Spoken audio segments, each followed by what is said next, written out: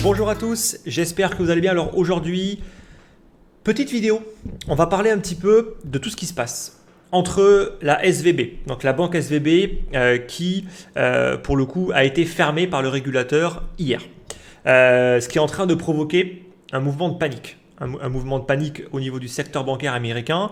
Et bien évidemment, le marché des cryptos, il est impacté directement par ce mouvement-là pour une raison simple, c'est qu'aujourd'hui, il y a une interconnexion entre le marché des crypto-monnaies et les services bancaires américains via les stablecoins, qui sont directement corrélés pour le coup et qui font un peu la passerelle entre l'économie réelle et l'économie des crypto-monnaies.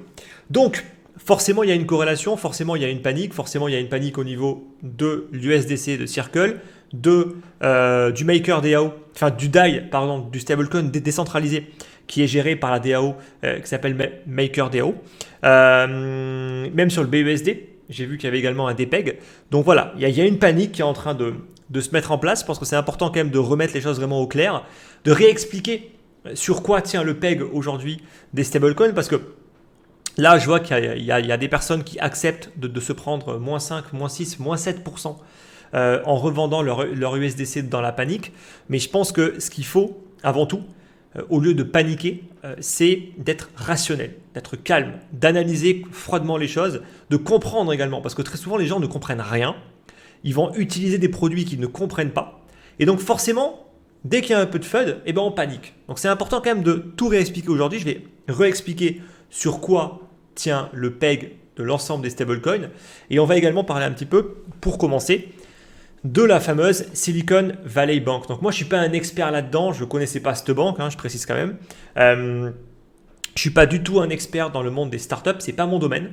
Mais en tout cas, c'est une banque qui était principalement utilisée par les fonds d'investissement et les startups, notamment, je suppose en tout cas, de la Silicon Valley. Donc c'était quand même une grosse banque. On parle d'une banque qui faisait quand même partie du top 20 des banques américaines. Donc c'est pas non plus une toute petite banque comme ça. Ça reste quand même une banque assez importante qui a été fermée par le régulateur, qui vont récupérer les actifs et ils vont rembourser tous les clients à hauteur de 250 000 $. C'est l'assurance, un petit peu l'assurance classique que nous on a en France, par exemple à 100 000 €, si je dis pas de bêtises. C'est un peu le même principe. Bon, gros problème bien évidemment, c'est que la plupart des clients chez SVB, ils avaient bien plus que les 250 000 $. Voilà. Bref, je ne rentrerai pas forcément trop dans le détail par rapport à cette banque-là. Ce n'est pas mon domaine d'expertise et je pense qu'il y a encore beaucoup de choses qui sont amenées à évoluer, notamment en début de semaine prochaine. Là, pour l'instant, c'est encore un peu trop frais pour le coup. Donc, qu'est-ce qui s'est passé ? Il s'est passé que la SVB est en train de payer la politique de la Fed. Donc déjà, premier point, c'est que les startups ont beaucoup plus de mal à lever des fonds. Et oui, forcément, l'argent coûte beaucoup plus cher qu'il y a quelques années.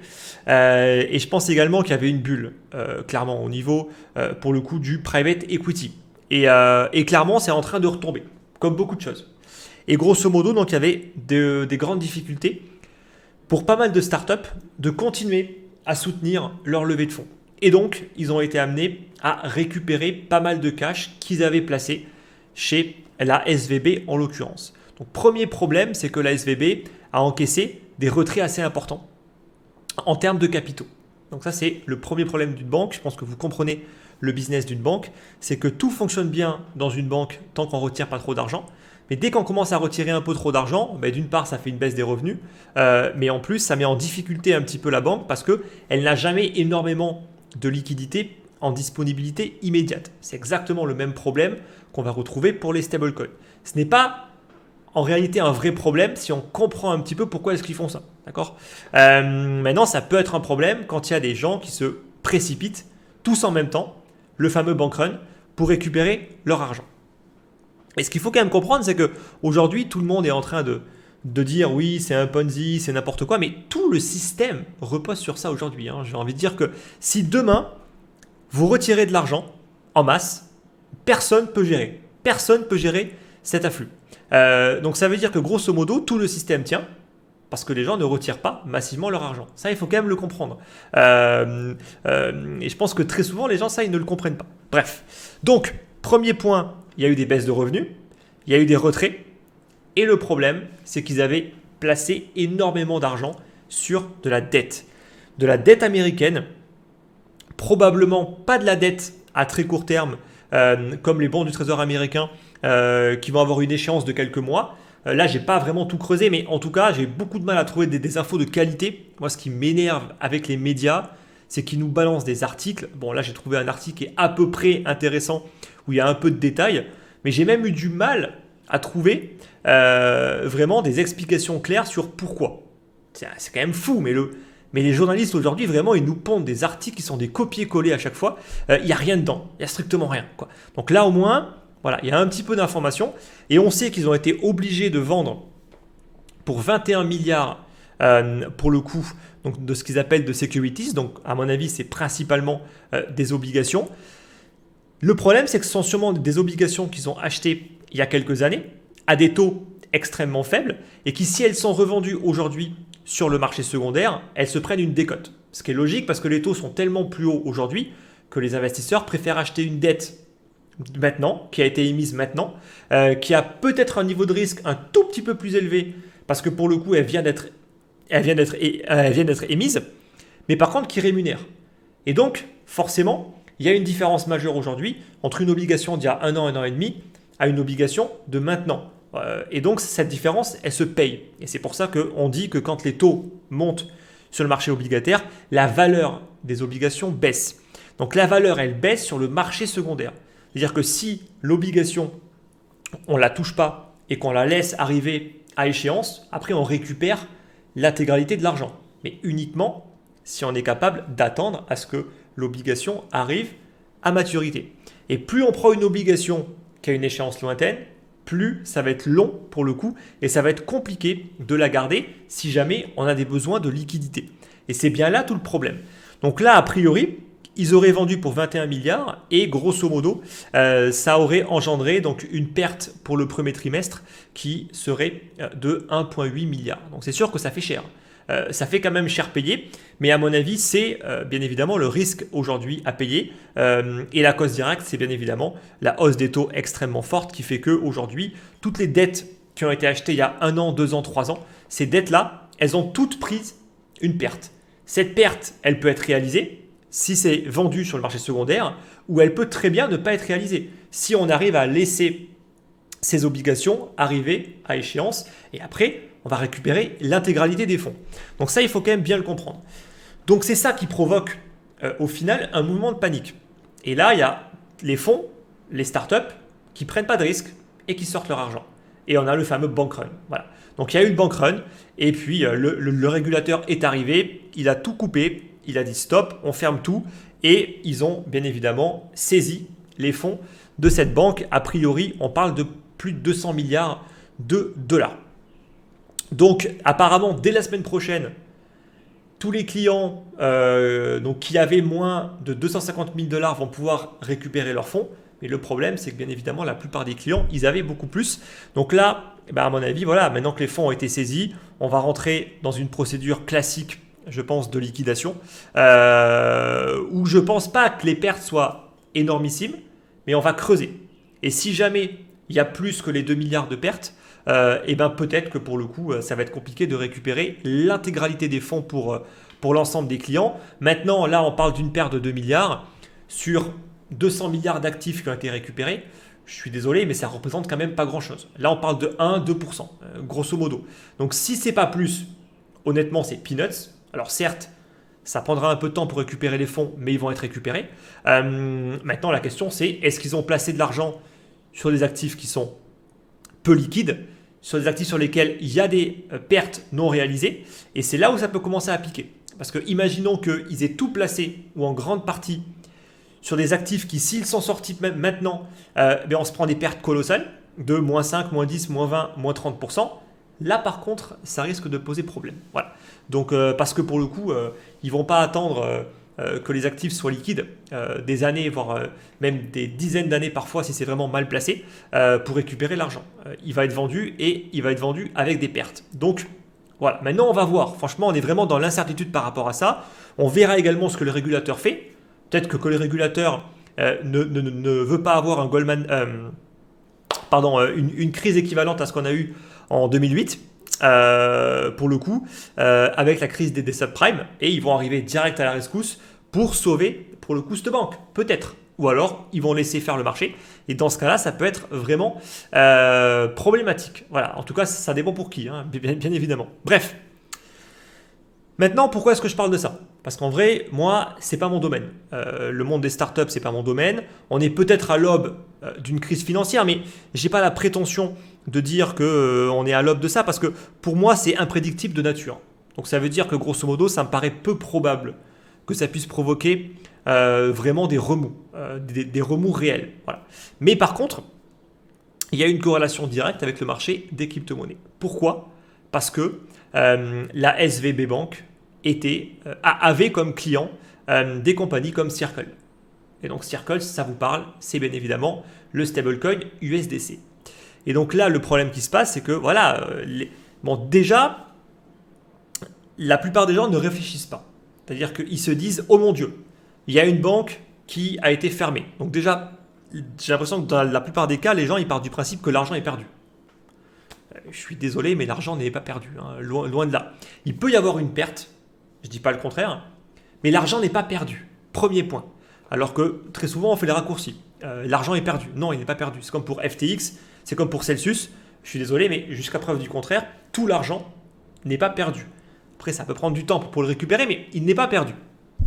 Donc, maintenant, si on passe du côté de Circle, de l'USDC, pour comprendre un petit peu ce business model. Donc, les stablecoins aujourd'hui ont un PEG qui est garanti, je parle des stablecoins centralisés, par du collatéral. Et ce collatéral, aujourd'hui, on le connaît. Pour le coup, donc là, j'ai récupéré le dernier rapport de Circle qui date de fin janvier, dans lequel on sait exactement ce qu'ils ont. Et ils ont quoi? Ils ont principalement de la dette américaine, donc les fameux bons du trésor, qui sont les meilleurs actifs qu'on peut posséder. Pour le coup, qui sont les plus liquides et les moins risqués. Et en plus, aujourd'hui, ce sont des actifs qui rémunèrent plutôt bien, même très très bien pour le coup. Je rappelle que le taux directeur, c'est ce qui va justement fixer le taux de ces obligations-là. Pas forcément des taux plus longs parce que ça... Parce qu'il y a tout un mécanisme, mais grosso modo, la Fed ne fait que fixer les taux à très court terme, qui impactera les taux courts, mais impactera beaucoup moins, en tout cas beaucoup moins rapidement, les taux plus longs. Voilà. Mais en tout cas, sur les taux courts, il y a un impact. Il y a un impact qui est direct. Et donc, aujourd'hui, posséder de la dette américaine, comme c'est le cas pour Circle, là, on parle d'une dette qui a une échéance qui est extrêmement courte. Là, vous le voyez, la maturity date, ça veut dire c'est quand ça va expirer. Et quand on va récupérer l'intégralité de l'argent, plus le coupon, le rendement qui va être généré. On voit qu'on n'a que des dettes sur du très court terme. Donc là, on parle de quelques mois. On parle même de quelques semaines parfois. C'est quelques semaines, quelques mois, voire 6 mois. Mais là, je n'ai pas vu de dette qui dépasse les 6 mois pour le coup. Donc c'est vraiment des dettes qui ont une échéance extrêmement courte. Très important. Parce que s'il y a un besoin de liquidité, soit il faut la vendre sur le marché secondaire, soit il faut avoir le temps pour qu'on laisse les obligations arriver à échéance. Dans le cas de Circle, je vois absolument aucun risque. Pourquoi?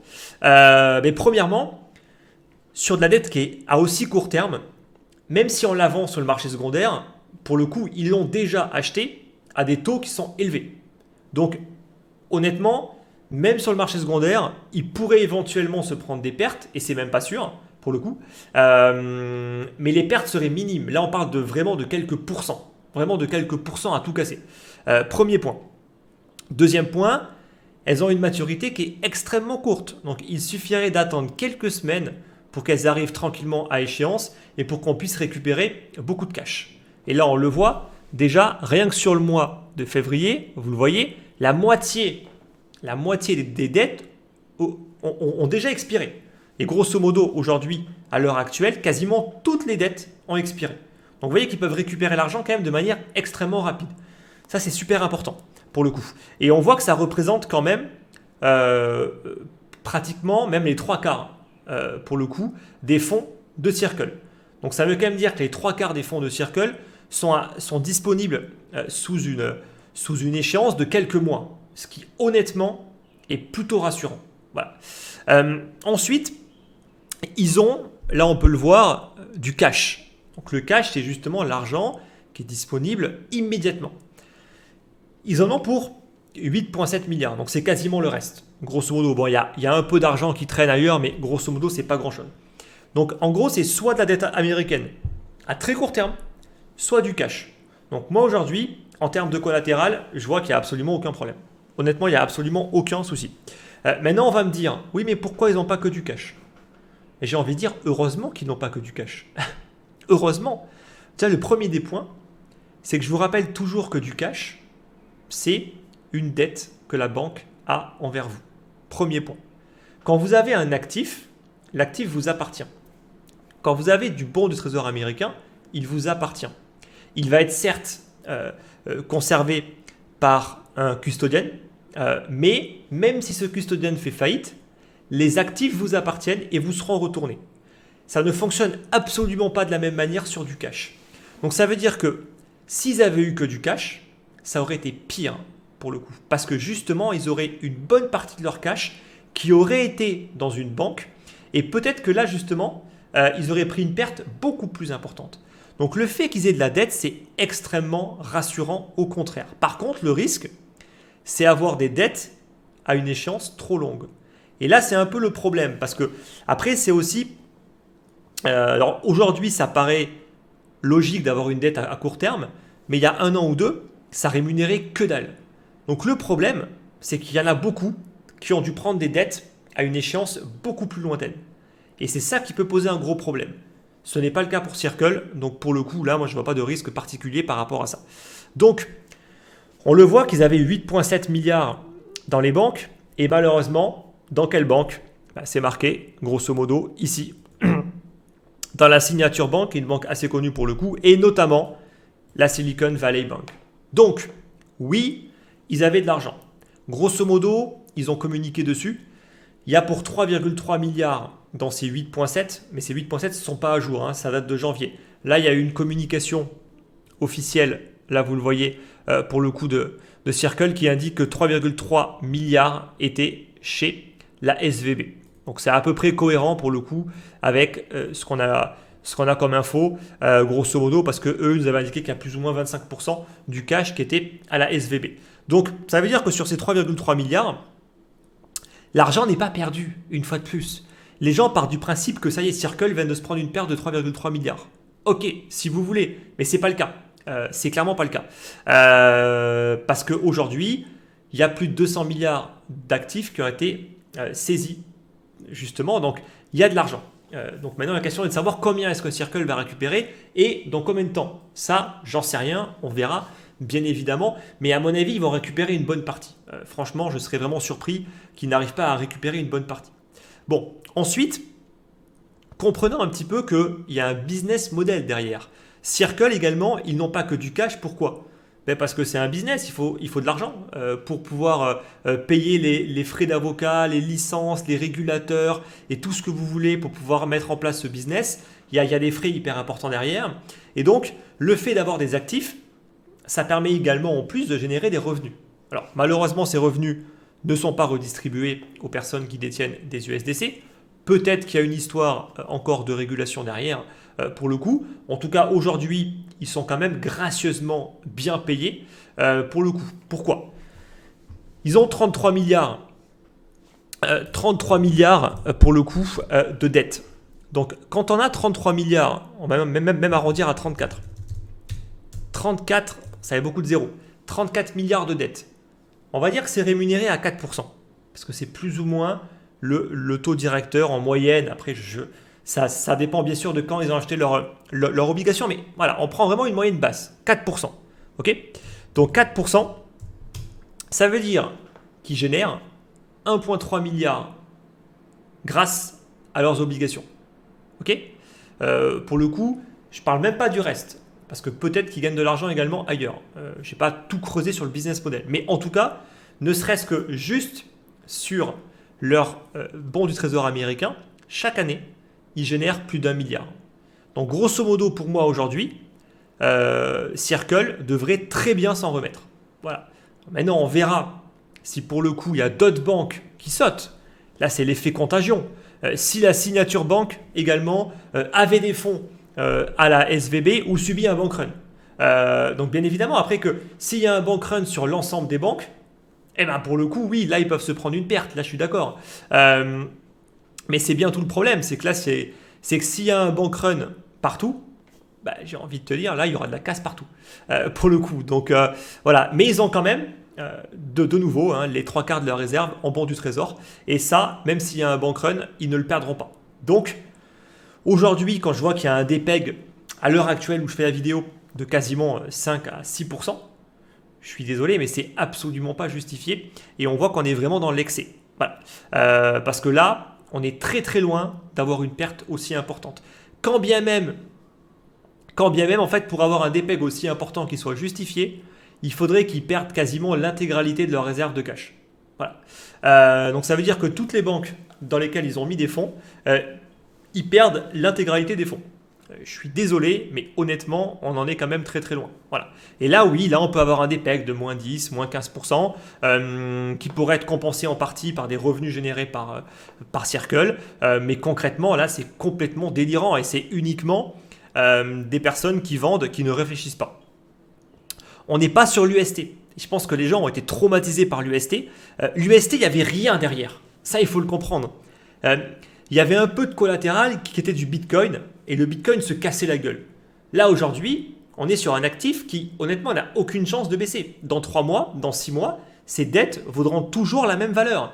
Donc, grosso modo, là, honnêtement, on est sur un mouvement de panique qui n'est absolument pas justifié. Voilà. Mais comme souvent, malheureusement, comme c'est le cas au niveau, pour le coup, de la SVB, où il y a un mouvement de panique parce que les gens retirent leur argent et c'est ça qui provoque, pour le coup, après, vraiment des problèmes plus importants.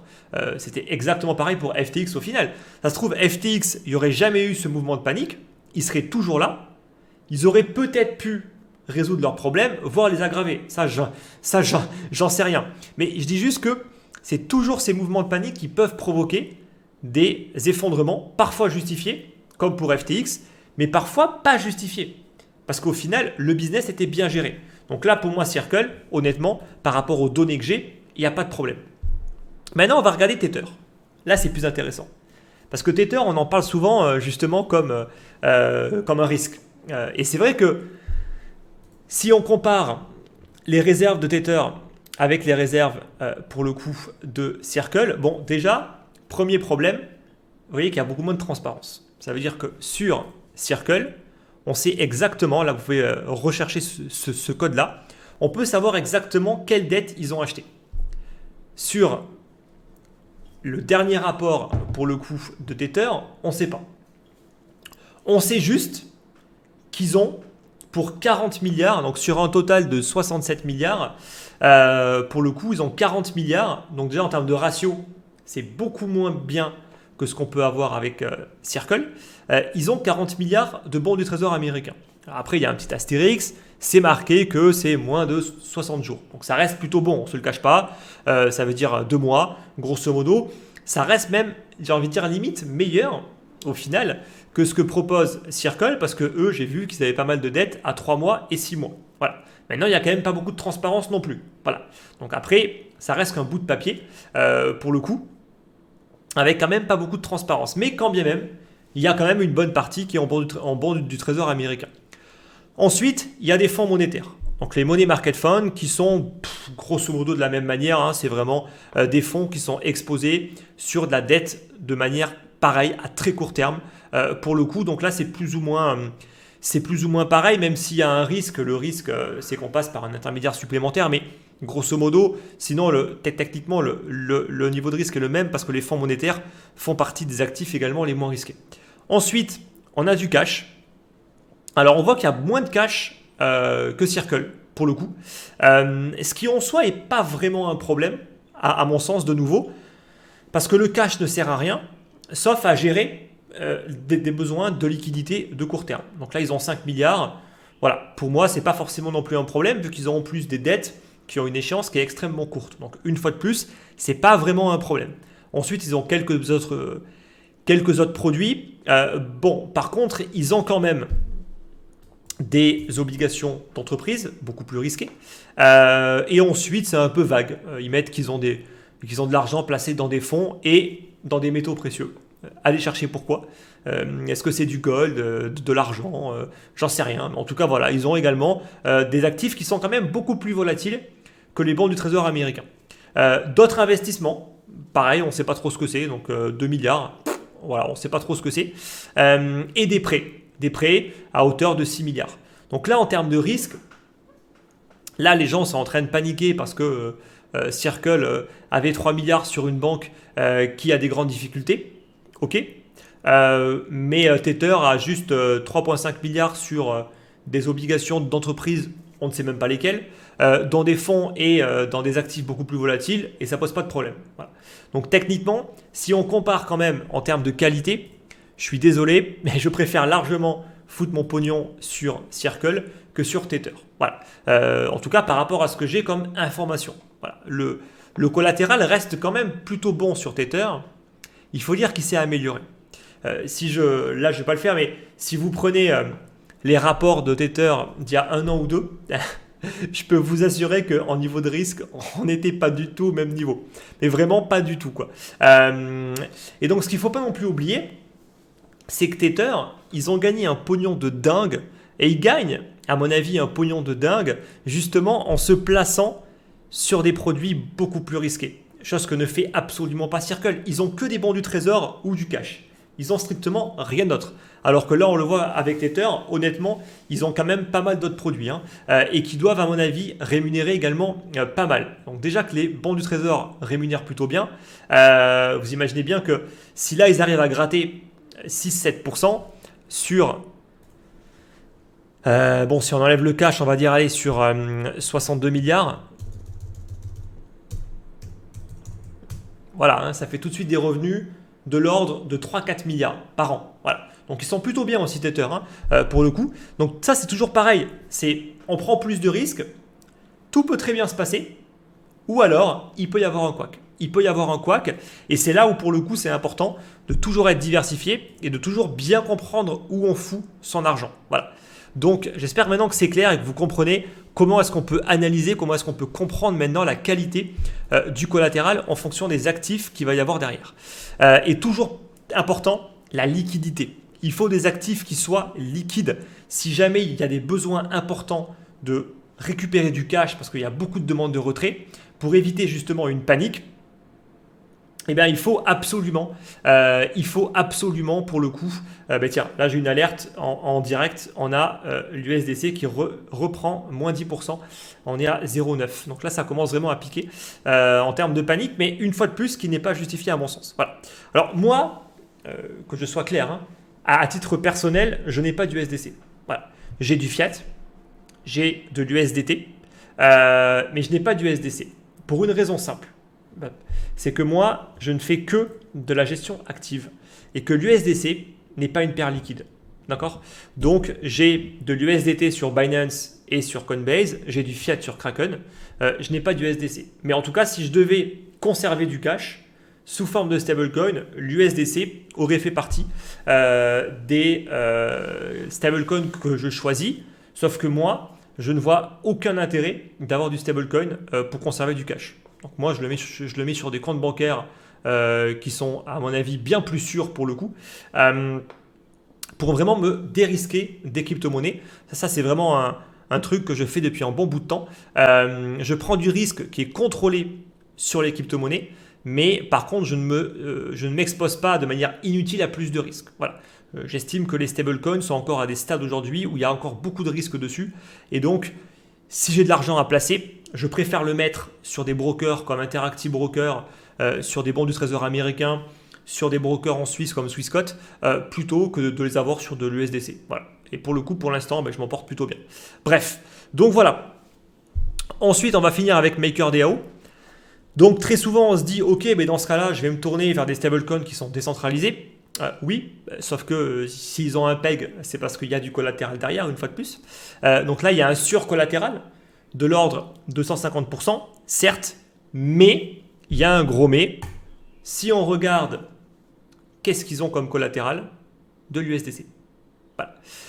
Donc, même si là, ils ont commencé un petit peu à essayer de même prendre justement des bons du Trésor américain comme collatéral, force est quand même de constater qu'ils ont, pour le coup, plusieurs milliards, et pour le DAI, ça fait beaucoup, en USDC. Donc, s'il y a un dépeg, et comme c'est en train d'arriver, le gros risque, une fois de plus, c'est le comportement des gens. S'il y a un mouvement de panique, même qui est injustifié, le PEG, s'il s'effondre, ça provoquera quoi? Des liquidations. Parce que le collatéral sur DAI va baisser. Alors même si là, il nous faudrait vraiment un gros dépeg, parce qu'on a quand même 150%, donc ça veut dire que il faudrait que vraiment que l'USDC, il s'effondre, quoi. Littéralement, il faudrait que l'USDC s'effondre pour que ça puisse créer des mouvements de liquidation, parce que grosso modo, là, il faudrait que le collatéral il perde dans les 30 à 40% pour commencer vraiment à provoquer des liquidations massives. Voilà. Ce qui après ferait un effet boule de neige qui ferait encore plus baisser les actifs parce qu'ils ont aussi pas mal d'Ether. Voilà.